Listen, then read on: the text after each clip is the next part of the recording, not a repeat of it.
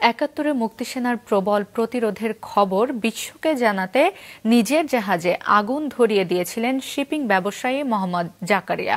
অথচ মুক্তিযোদ্ধা হিসেবে স্বীকৃতি তো দূরের কথা, দীর্ঘ ২৫ বছর ধরে টানতে হয়েছে সেই জাহাজ কেনা বাবদ ঋণের বোঝা।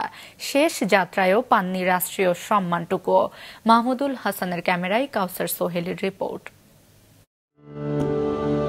৯ জুলাই ১৯৭১ চাঁদপুর থেকে মোংলার পথে চলা তেলবাহী জাহাজ সপ্তডিঙায় আগুন দেন মুক্তিসেনার ডুবুরি দল। টানা ১.৫ মাস ধরে মেঘনার বুকে জ্বলে মুক্তির আগুন। সেই আগুন বিশ্ববাসীকে জানান দেয় স্বাধীনতার জন্য কতটা মরিয়া হয়ে লড়ছে বাংলার মুক্তিসেনা। কালের গর্ভে হারিয়ে যাওয়া সেই তথ্য জাতি প্রথম জানতে পারে ২০১৫ সালে, ঘটনার ৪৪ বছর পর। আগুনে ঝলসে যাওয়া সেই জাহাজ সপ্তডিঙার মালিক ছিলেন মোহাম্মদ জাকারিয়া।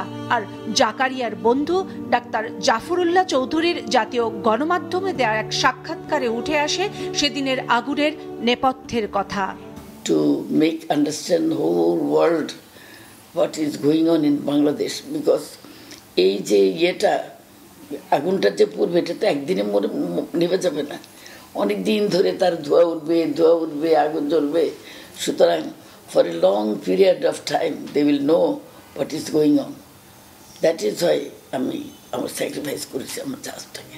সাক্ষাৎকারে তিনি আরও জানান, সেদিন জাকারিয়া বলেছিলেন ১.৫ মাস ধরে জ্বলতে থাকা সপ্তডিঙার আগুন বিশ্বকে জানাতেই থাকবে বাংলাদেশের মুক্তিযুদ্ধের কথা। কর্নেল তাহের এবং ওসমানী সাহেব এবং কারা কারা মিলে এটা প্লট করেছে যে এটা কি করে এতটা ভয়াবহতা প্রকাশ করা যায়।